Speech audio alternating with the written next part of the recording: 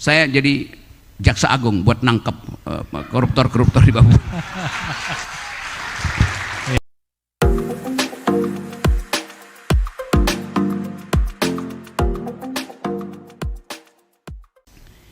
Pertama soal tadi bahwa masyarakat toleran, ya oke itu. Dan saya punya, ya saya tahu itu.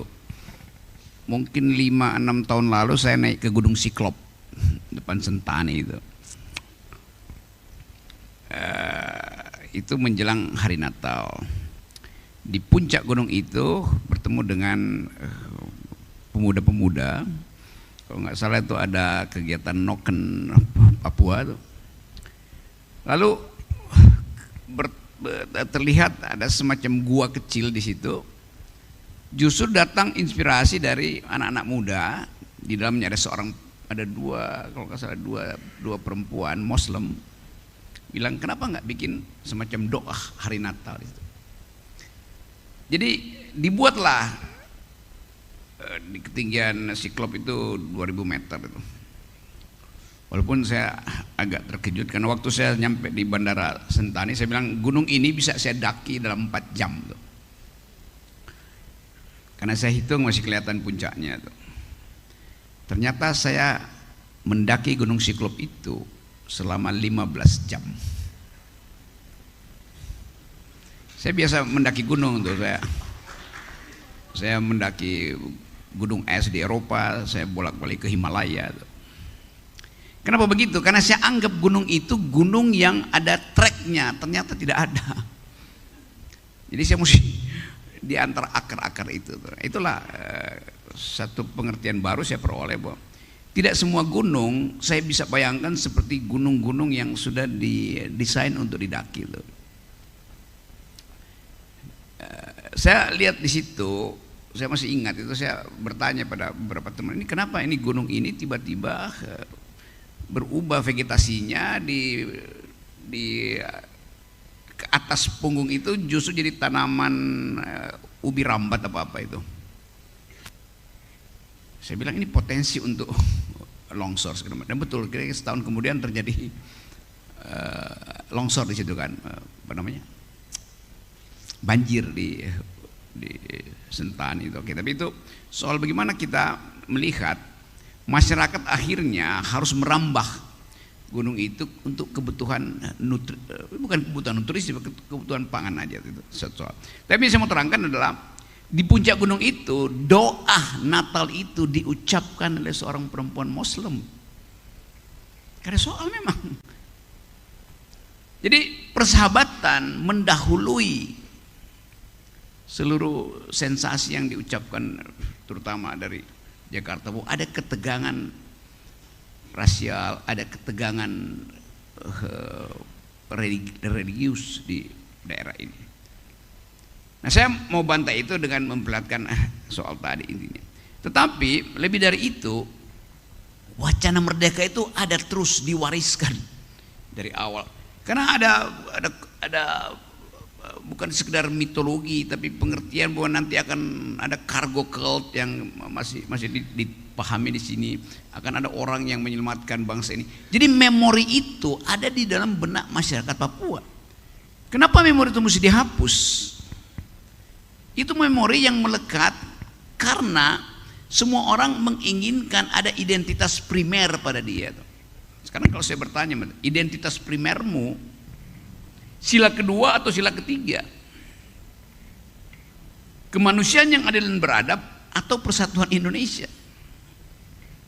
Tapi nanti kalau Jakarta bilang ya itu kan silanya mesti 5 tuh. Oh ya, ada 5 sila memang. Tapi kalau orang harus memilih mana yang mau diutamakan, sila kedua apa sila ketiga?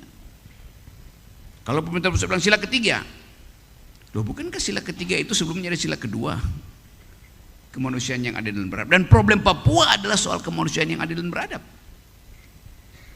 Jadi kalau masalah value tadi, ethics of humanity, diabaikan, orang ingin merdeka.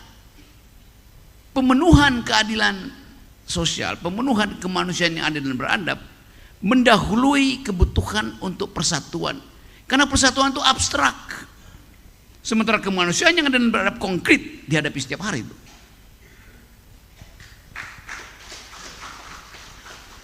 Saya terangkan itu sebagai wacana berpikir tuh. Jadi sekali lagi, hal yang ada di dalam sistem berpikir, di dalam antropologi of knowledge dari teman-teman di Papua, saya kenal dari awal tuh. Saya berteman dengan Muridan, saya ikut dalam beberapa des Papua tuh. Jadi saya tahu jejak pikiran itu. Saya membaca disertasi dari ibu siapa yang menulis tentang dual nationalism itu. Orang Papua mengembangkan dua nasionalisme. Di nasionalisme terhadap Jawa itu juga nasionalisme yang kadang-kala disembunyikan. Jadi soal kultur tadi, soal evolusi kebudayaan, soal antropologi yang basisnya adalah pendekatan value diabaikan, itu aja soalnya. Padahal kita belajar dari macam-macam tempat. Nah kalau ditanya bagaimana solusinya, ya tentu kalau kita anggap ada ketegangan potensial antara Papua dan Jawa atau Jakarta misalnya, bagaimana penyelesaiannya? Sama waktu penyelesaian soal Afrika Selatan, sama waktu penyelesaian soal konflik di Amerika Latin, dibutuhkan pihak ketiga supaya tidak ada yang merasa bahwa dia diuntungkan, dia nggak diuntungkan. Kan selalu ada pihak ketiga, tapi pihak ketiga mesti paham apa yang diinginkan oleh kedua belah pihak. Jakarta menginginkan persatuan Indonesia, Papua menginginkan kemanusiaan yang adil dan beradab. Perang narasi itu mesti dihasilkan oleh pihak ketiga, sama seperti Desmond Tutu menyelesaikan problem rasialisme di Afrika. Karena orang percaya bahwa tidak akan ada yang menjadi pengkhianat di situ. Kan biasanya kalau cuma dua belah pihak, kalau diserahkan nego di antara kirim dua wakil di situ, tetap saling mengincar keuntungan. Tapi kalau ada satu pihak yang betul-betul diterima karena wacana dia tidak dipenuhi dengan kepentingan politik, mungkin kan ada semacam solusi di situ, paradigma di situ kan.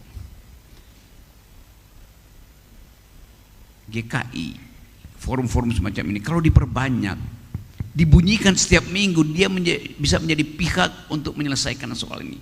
Kalau dibunyikan setiap minggu, tapi kadang-kadang orang berpikir bagaimana dibunyikannya? Dibunyikan pun hanya berbunyi di ruang ini karena pers takut muat. Banyak jurnalis yang gak memuat pertemuan semacam ini kan. Takut, kenapa? Industri pers adalah industri untuk memenuhi kepentingan bisnis, bukan kepentingan kemanusiaan. Kritik saya juga pada pers begitu. Karena itu orang cari keterangan pada pers asing akhirnya. Lalu dianggap pers asing memprovokasi. Ya karena pers dalam negeri tidak diberi kesempatan untuk mengucapkan secara jujur fungsi investigasi. Sekarang undang-undang pers dibuat untuk menghalangi pers melakukan investigasi. Jadi tetap di situ terlihat ketika viral baru terbuka semuanya. Kepolisian sekarang Pak Sigit berupaya untuk akhirnya demi presisi itu mengulangi lagi, membuka kembali kasus-kasus yang di Sumatera Utara, di Karo segala macam itu, soal Vina segala macam. Jadi ada kebutuhan sebetulnya pers itu membantu public opinion itu supaya terbuka kembali bahwa kita menghadapi problem yang sama, yaitu gagalnya kemanusiaan yang adil dan beradab tuh. Nah ini coba misalnya di pertemuan berikutnya, jadikan kami mau diskusi Papua itu lebih penting sila kedua apa sila ketiga. Jadi sekali lagi karena saya tetap mau konsisten supaya saya cuma mau menganalisis soal transformasi konflik melalui media naratif. Lain kalau saya diundang untuk memikirkan undang-undang dasar baru Papua tuh. Itu soal lain itu. Secara akademis dimungkinkan. Kan jaminan itu ada di dalam konvensi civil and political PBB kan. Diucapin aja. Ini desain undang-undang dibuka aja untuk dibicarakan secara akademis. Kenapa mesti dihalangi? Itu ada di pikiran itu. Membuktikannya memang mungkin sulit, begitu ada krisis ekonomi hilang lagi tuh. wacana itu. Tetapi jangan halangi orang untuk berpikir tentang alternatif. Itu yang sering saya terangkan. Yang berikut apa ya tadi? Saya kira ya soal Pak Prabowo. Kita mau lihat beban Pak Prabowo itu adalah memikirkan makan siang gratis. Karena dia udah janjikan, kan masalahnya di situ kan. Saya bisa rumah saya itu 200 meter dari Pak Prabowo. Seringkali Pak Prabowo mampir buat curhat juga. Jadi saya bisa baca bahwa Prabowo ingin untuk menyatakan diri sebagai pemimpin Asia bahkan tuh. Jadi dia akan peduli dengan sinyal-sinyal hak asasi manusia. Karena kita tahu legitimasi Pak Prabowo turun, sebetulnya banyak orang yang menyesalkan mau milih Prabowo tapi ragu-ragu karena ada Gibran di situ. Itu kita buka aja sebagai problem. Saya omongin itu juga pada tim Gerindra sebetulnya kan. Jadi kalau dilihat Papua itu ada di tempat keberapa, jelas bukan di tempat pertama. Karena apa? Soal anggaran. Tentu akan ada anggaran tambahan mungkin pada Papua, pendekatannya bisa didiskusikan kembali.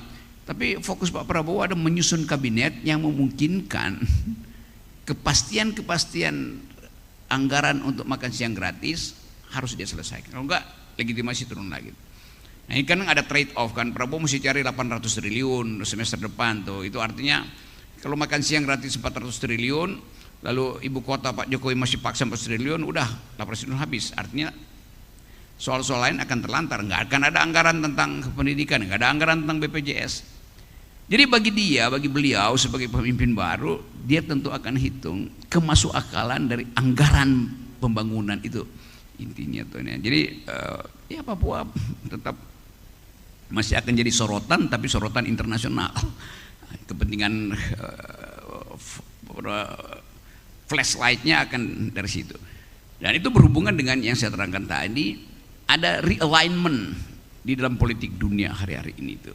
Pertama soal soal lingkungan itu akan jadi sorotan. Jadi begitu Prabowo memberi sinyal bahwa dia seolah-olah membiarkan act of omission terhadap kerusakan lingkungan, pasti kesimpulan internasional akan berubah tuh untuk memberi dukungan.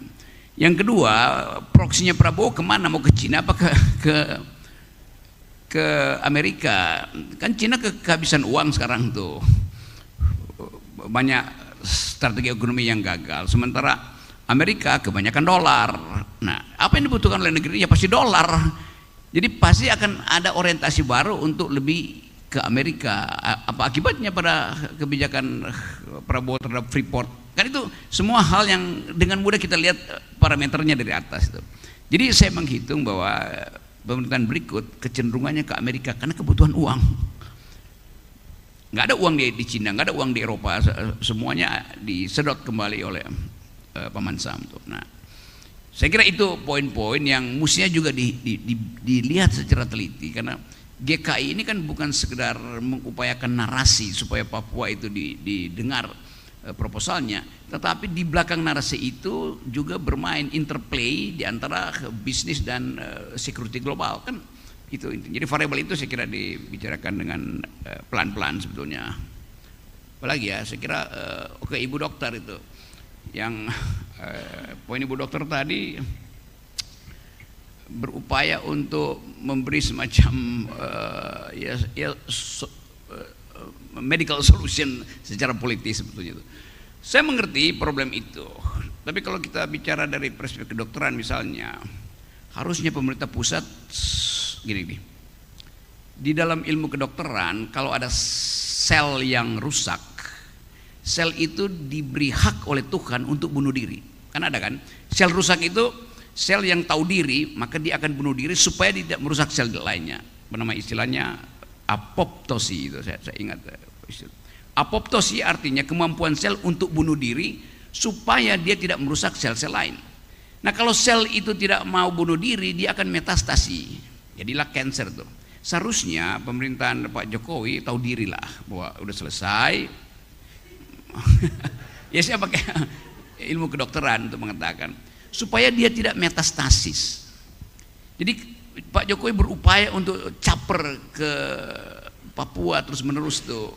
Padahal sebetulnya tadi saya bicara dengan Pak Moderator, kalau kita hitung lebih banyak mana Jokowi ke Papua atau bupati-bupati Papua yang ke Jakarta.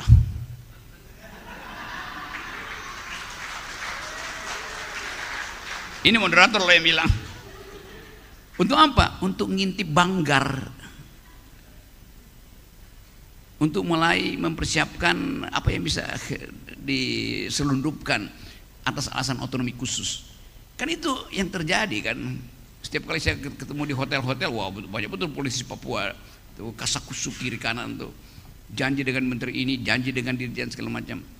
Jadi masalah kita adalah kemampuan juga oleh pemimpin Papua untuk mengerti lebih dalam itu antropologi dari masyarakatnya sendiri itu. Banyak orang Papua di Jakarta yang ya cara berpikirnya tidak didasarkan lagi pada asal usul sosial kebudayaannya kan itu.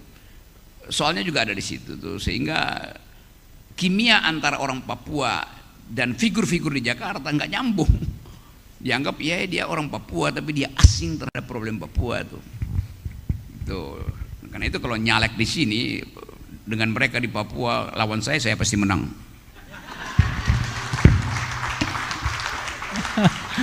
Ya kita berikan aplaus yang meriah luar biasa. Apa tadi ya?